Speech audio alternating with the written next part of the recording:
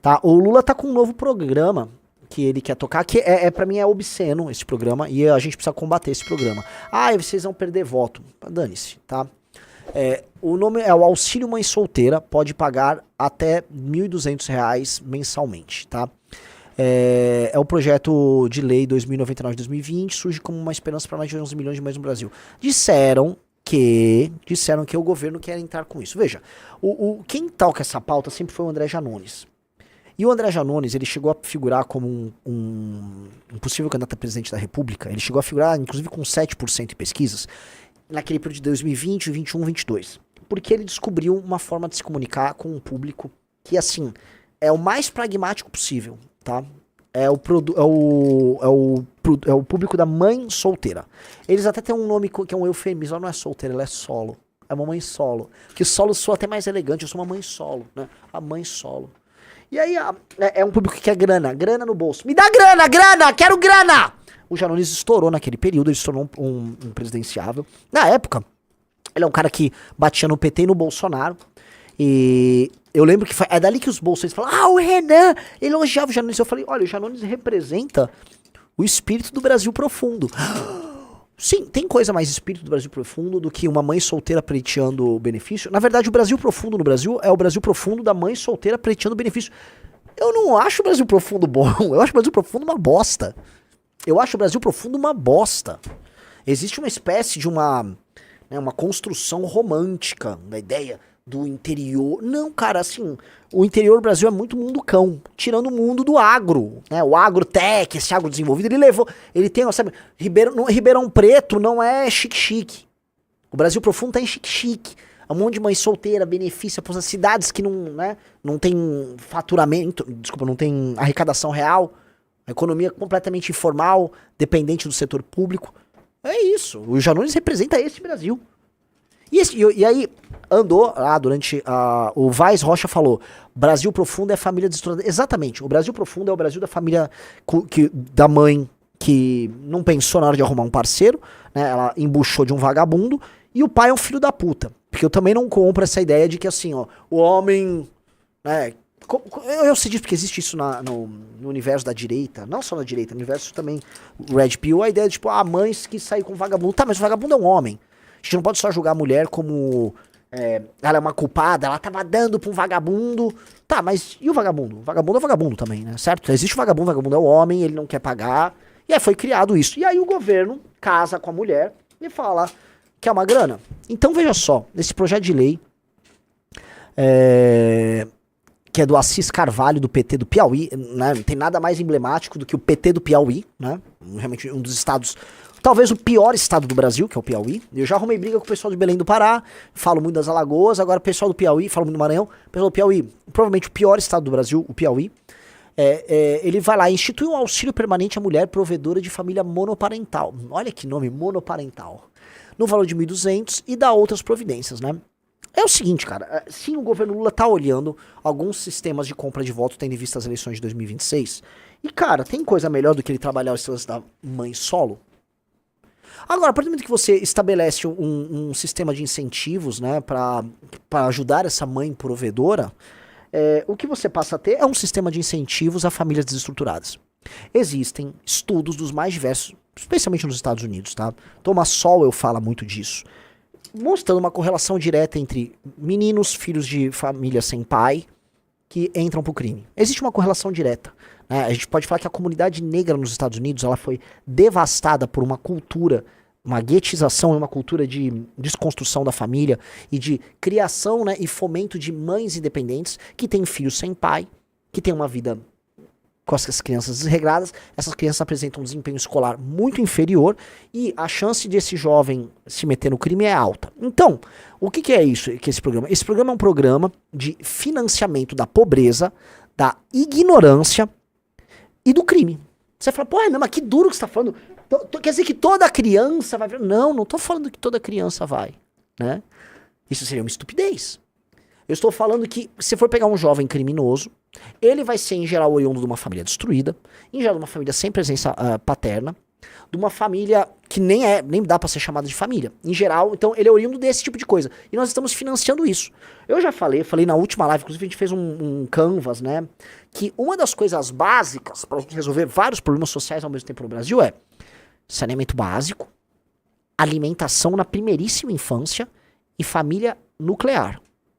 O incentivo, se for rolar, porque eu acho que faz sentido economicamente, é um incentivo para a construção de famílias papai, mamãe, filhinho. E nada além disso. Se o casal se separou, o casal não pode ser recompensado por isso. Se o casal se separou, o casal não pode ser recompensado por isso. Ponto. Eu fiz esse desenho, que é basicamente um gráfico, uma fórmula tirada do ânus, né? Mas lá, o que eu quero dizer, ela não é precisa, né? O objetivo não é ser preciso, mas o objetivo é ilustrar, né? Que existe uma curva, né, tendendo a ficar plana, e aí, portanto, as ações mais importantes para se tomar, que elas estão na ordem vertical, é alimentação, primeira infância, saneamento básico, família estável. Depois vem qualidade da escola e depois vem o interesse acadêmico da criança ou outras coisas, tá?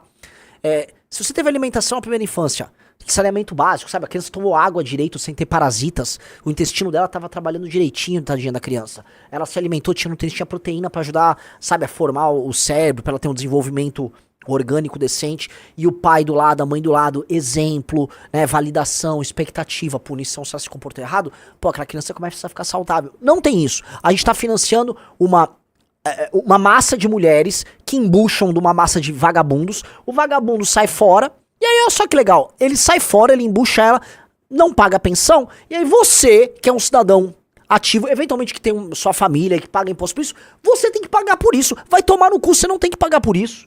Eu sei que é impopular, mas a gente tem que ter um candidato a presidente, tô falando sério, que vai no debate falar, vou cortar esta merda, e vou perder voto. Então você, mãe solo, que está louco esperando isso, não vote em mim, não vote em mim. Eu tenho lado, o candidato tem que falar isso, eu tenho lado, você tá querendo que pessoas que fizeram a coisa certa na vida delas sustentem você. Isso é errado, caralho. Isso é errado. Não pode. Ah, mas vai perder voto. Quer saber? Tem que ter um candidato a presidente pra ir lá perder voto. Ir num debate, não pra ficar convencendo os outros, é pra desconvencer. Eu vou aqui desconvencer, não quero seu voto. Você tá pensando em votar em mim por causa disso? Não vote, eu não quero seu voto, porque se é um voto, eu voto de filho da puta. E a gente tem que ir lá pra perder. Assim, ó, vamos aqui, ó, ficar impopular nessa eleição. Falar real. Ah, mas tem que jogar o jogo. Não. A primeira candidatura da missão é pra firmar valores. Firmar valores. Ou não é? Que projeto de antipoder, Renan? Entendeu? Não é? Porque a coisa mais fácil era chegar lá, não, você que é mãe solo tem uma ideia. Não, cara, olha só, você não pode receber dinheiro, tá errado.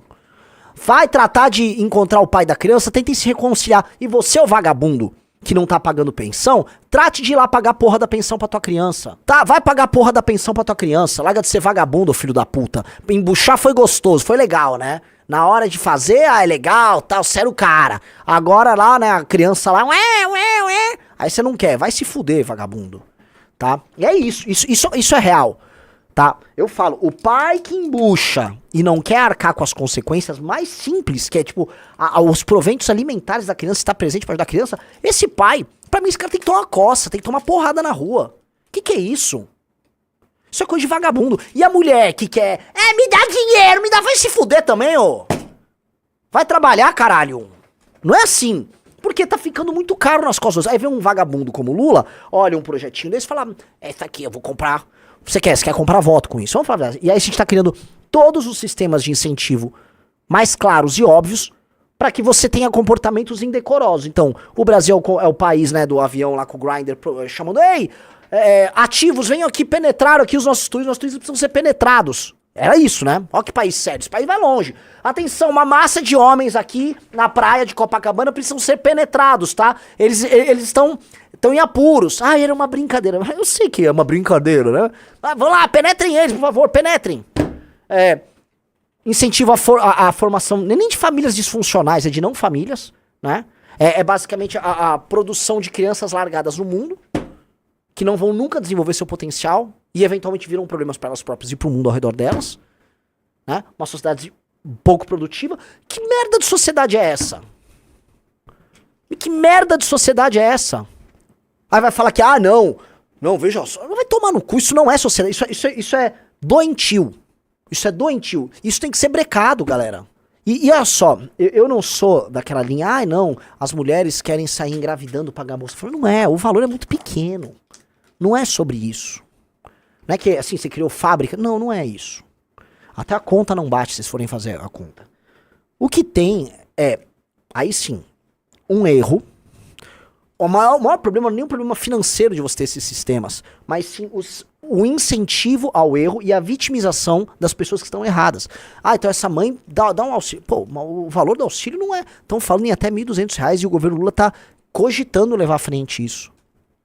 Pô, isso é muito errado. Isso é muito errado. E é tudo na onda assim, né, do absurdo. E aí, enquanto isso, o governo, não, temos que diminuir a jornada de trabalho. Temos. Nós somos pobres, a conta não tá fechando, tá faltando emprego, vocês querem diminuir a jornada de trabalho, então achando o quê? Que as pessoas vão sair contratando? Vocês estão levando o Brasil pra inviabilidade. O Brasil tá ficando inviável como país. E aí, por isso que medidas drásticas precisam ser tomadas. Se você não toma medidas drásticas, você vai arrumar a inviabilidade. E eu sei que existe esse mercado, tá? O mercado da mãe solo é o melhor mercado eleitoral a ser buscado pelo PT. É um mercado que já vota no Lula. Só que é um mercado que amanhã... eu lembro que eu soube disso. Vou falar real. Quem conversa com deputados governistas aqui, bolsonarista colar, quem se informa, né? E alguns deputados governistas comentando que assim, o Gustavo Lima era muito problemático pro governo Lula. Veja só, Riso. Porque ele entrava nessas eleitoras. É por isso que elas são mães solteiras, né? Cada tchererê, tchê, era 2 embuchadas. Brincadeira. Elas, né... Então nesse público. Exato. Né, assim, elas vinham aí, eu gosto do Gustavo Lima, eu vou votar nele. Mas não é ele que dá o... Não, Lula, papai Lula. Isso tudo dá o tom, assim, galera. Eu acho que nunca se falou tanto, né? Que, assim, um país como os Estados Unidos, ou mesmo a Europa, estão discutindo, vamos dizer, os problemas da democracia. Tá acontecendo, eu nem comentei, né? Tá acontecendo lá na Europa. A AfD, estão falando em banir, ou baniram a AfD, que é um dos partidos mais importantes da Alemanha, um partido anti-imigração, e que bom que existe um partido anti-imigração. Ao mesmo tempo que as mulheres jovens estão se radicalizando, a ponto das mulheres jovens serem o maior inimigo da democracia. Mulheres jovens, volto a colocar, mulheres jovens são um problema para a democracia e para a existência dos países no Ocidente. Elas são seres suicidas. E elas estão completamente radicalizadas e precisamos falar nesses termos. A mulher jovem, ela se radicaliza mais do que o homem jovem. E os gráficos todos mostram isso, as pesquisas mostram isso. Os homens jovens estão agora radicalizando. A mulher jovem é mais radical. Só que o radicalismo dela é incentivado, não apenas aceito, mas é incentivado. Então, você tem uma mulher jovem pró-Palestina e que acha que todo homem é um estuprador, ou seja, ela tem uma posição radical, é considerado norma. Não, ela é só uma mulher do tempo dela. Aqui, ela é uma radical com pensamento de retardado.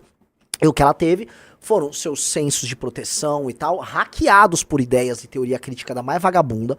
Ela teve a mente dela hackeada ali, pelos próprios sistemas de incentivo também das redes sociais, algoritmos, isolamento, e a mulher jovem se tornou um problema. Então, assim, a democracia no Ocidente é problemática. Europa, tal, Estados Unidos. E aqui? Aqui é pior ainda, porque se quer a racionalização, as pessoas votam por impulsos, as pessoas votam pela compra de voto. A democracia no Brasil é um gigantesco problema. E assim, os tribunais não estão preocupados com esse problema. Eles falam, o ódio do bolsonarismo. Entendi, o ódio do bolsonarismo, beleza. Tá, tem um problema do bolsonarismo, o cara tentou um golpe mesmo. Guarda aqui. E os outros problemas? O Centrão não tem ódio, ele tem dinheiro desviado e voto comprado. Isso não é um problema? Esse problema não deve ser endereçado? Eles não vão tocar? Por que não falam disso? Por que a gente não fala, vamos botar aqui, da ignorância do eleitor e de um eleitor que completamente perdido nessa própria burrice, vota baseado em estímulos dos mais toscos. Não existe uma ideia, tipo, não, o eleitor viu que o fulano tem propostas, aí com base nessa... Não é assim que o eleitor vota. Se 10% dos eleitores votarem assim no Brasil é muito. Eu chuto que é nem 5%. A maior parte dos eleitores votam assim, afinidades, compra, intuições. Afinidades, então o cara intui, esse cara é tal, blá, blá, blá. Tá? A maior parte do eleitor vota assim. Aí depois você vai, né, tendo algum grau de racionalização, mas não há muita racionalização. Para candidatos do executivo, dado que as pessoas não se aprofundam em nada, elas veem um programa na TV e aí vem aqueles instrumentos de marketing dos mais rasteiros, né? Gatilhos de marketing. O cara falou tal coisa, o cara tem um olhar assim, assim assado, o cara tem um queixo quadrado, o cara passou confiança. Aqueles testes AB que os caras ficam fazendo, né, pra avaliar discurso. E as pessoas são levadas por essas impressões. E essas impressões ganham eleições no Brasil. Então, assim, a gente está sendo conduzido por máquinas marqueteiras de geração de impressões com pessoas ignorantes, e essas pessoas ignorantes votam e garantem a manutenção de pessoas que estão espolhando o Brasil, e quem trabalha e produz no Brasil fica refém desta máquina. Então, você se trabalha e produz no Brasil, você está preso numa espécie de uma ditadura de algo que você não consegue ver, sequer racionalizar, porque é um processo. É um processo. A democracia é um processo que é ditatorial e vai te sufocar. E ele não é um processo como você ouve falar nas escolas, tipo, entendi, as pessoas tomam, vamos dizer, elas fazem uma cognição sobre candidatos e propostas e com base nisso elas votam. Não. Não. A democracia no Brasil é um sistema de compra de convencimento raso, de apropriação da ignorância. E ela não tá dando certo. A democracia no Brasil não deu certo. Já podemos falar isso ou é tabu? A democracia no Brasil foi um fracasso. A democracia brasileira, pós-88, a Constituição de 88, fracassou. Deu tudo errado. A democracia no Brasil está terminando da seguinte maneira, tá? Com uma tentativa de golpe de Estado tocado por velhos bolsonaristas influenciados por vagabundos de rede social, com o judiciário tomando conta de tudo, com os compradores de voto e os maiores ladrões do Brasil, que são os caras do Centrão, tomando o poder e pegando todos os partidos para eles, com a população ignorante, totalmente perdida, sem saber para onde ir, tentando buscar o seu pirão, né? Farinha pouca, meu pirão primeiro, então estão correndo para ver onde levam vantagem, com mais compra de voto, com aumento desses benefícios e auxílios. Assim, deu errado. A democracia brasileira deu errado. Só que a gente não pode discutir certas coisas. A gente não, assim, o Aristóteles já falava, assim, a democracia é complicada, a democracia só vai funcionar em populações muito homogêneas. E mesmo a democracia, tinha democracia na Grécia, não tinha o que a gente chama de democracia universal. Homens, proprietários, tal, era um universo restrito de homens que poderiam participar ali, né, daquela discussão. Ela não era aberta a todo mundo, né? É uma discussão específica. Ó. O que a gente tem, assim, a democracia universal, o sufrágio universal que a gente coloca, ele tá batendo na parede. Eu não tô falando que a gente tem que colocar outro regime aqui. Eu tô montando um partido político para disputar eleições, tá? Para participar do jogo e para tentar alterar ele por dentro. Mas a gente precisa, no mínimo, vir com um diagnóstico. A gente precisa vir com um diagnóstico. E não dá para negar o diagnóstico. Não dá para falar, olha, não, tá muito bem a democracia. As cidades no Brasil, as pessoas estão votando e a qualidade da administração pública melhora. Não melhora. Na verdade, você só teve pequenas melhoras na administração pública, geradas por leis como a Lei de Responsabilidade Fiscal, que começaram a obrigar a prefeitos e administradores públicos a cumprir o orçamento, se não pode dar cana, né? Ou seja, sanção. Você teve ganhos ligados à tecnologia, então ganhos de produtividade por conta do espalhamento da tecnologia, natural, tecnologia se espalha, não fomos nós a criar a tecnologia, mas a tecnologia chega para nós e aí ela vai se espraiando. E meio que só. Porque você não pode analisar, né, a melhoria do Brasil como uma ilha. O Brasil não é uma ilha no mundo, né? O Brasil não melhorou muito por si só. Agora, quando comparado com o resto do mundo, o Brasil piorou. Ou seja, a posição relativa do Brasil perante o mundo piorou. Poxa, o que a China fez nos últimos 40 anos, vamos negar? Não, a China é comunista. Sim, é comunismo, o regime centralizado, mas ao mesmo tempo fizeram uma abertura de mercado. Falem o que quiser do regime chinês. Eles tiraram zilhões de pessoas da pobreza, eles criaram classe média, eles têm, vamos dizer, centros de excelência, eles estão criando uma sociedade baseada na confiança. A China tá virando um puta do país. Goste ou não, tá virando um puta do país. Singapura, mesma coisa. Teve um ótimo debate do Elias Jabbour com o Pedro Duarte, nosso vereador, e aí ambos ficaram levantando experiências urbanísticas. O Japão fez isso, não, mas a China fez aquilo, cada um, né, o Pedro indo mais no aspecto de países mais liberais no trato, e a China com o Elias trazendo os argumentos para a China. Beleza, eu olhei ali e vi bons exemplos dos dois, tá? Mais do Pedro, mas eu vi exemplos ótimos dos dois, eu vi argumentos ótimos. Eu sei que o Brasil não tá adotando nenhum. E eu não sei, eu só quero adotar alguma coisa que funcione, né? E aí a China tirou zilhões da pobreza, Vietnã tá tirando, a Índia tá, e a gente não consegue. A gente que chegou, assim, parece que o brasileiro ele chega num nível, assim, pra mim eu chamaria o nível, o vale da mediocridade do brasileiro. Eu queria pedir, pô, tem vários caras que são economistas, que outro dia vi o Carlos aqui, que é gênio, aquele cara que fez os... Aliás, por que ele não tá participando de mais news? Quero o Carlos mais presente aqui. Eu quero entender, porque todo mundo fala da armadilha da renda média, né? Que os países chegam numa renda média e chegam ali, acumulam direitos, a produtividade para de aumentar e eles param. Me parece que a armadilha da renda média brasileira é diferente. Ela tem uma armadilha da mediocridade que a pessoa, né, ou cidades ou regiões do Brasil, elas chegam num nível em que não há mais fome, e aí as pessoas têm acesso a uma cultura popular de massa, diversões e tal, e sistemas de distribuição de renda, em que elas permanecem muito pobres, né? Elas continuam pobres, mas essa pobreza, ela é suficiente para essas pessoas. E as pessoas aceitam a viver essa pobreza. Que é uma espécie de hiperproletarização da sociedade. E elas não viraram cidadãos de classe média, vamos dizer, detentores de direitos, né? E preocupados com a administração pública, com o senso de comunidade maior. Não. Elas estão no estágio ainda bastante inferior. E elas não saem desse estágio. Eu não sei como metrificar isso. Isso é uma impressão. Quando você roda o Brasil, quando você visita cidades pequenas, você percebe isso, né? Quando você visita... o Brasil era um país que tinha muita fome. O Nordeste, todo mundo fala fome. Poxa, a fome foi derrotada. Dos governos Fernando Henrique pra cá, a fome, né, foi desaparecendo. Dito isso, tem esse vale da pobreza, que é uma pobreza que a pessoa meio que tá aceitando. E aí meio que é possível viver sendo pobre, mas se alimentando e comprando um outro produto aqui, fazendo um bico aqui a colar, numa economia informal tosca, rudimentar, fora das cadeias globais, sem produtividade, que as pessoas vão, né, se encostando e vivendo. E é uma merda, essa é uma sociedade horrorosa.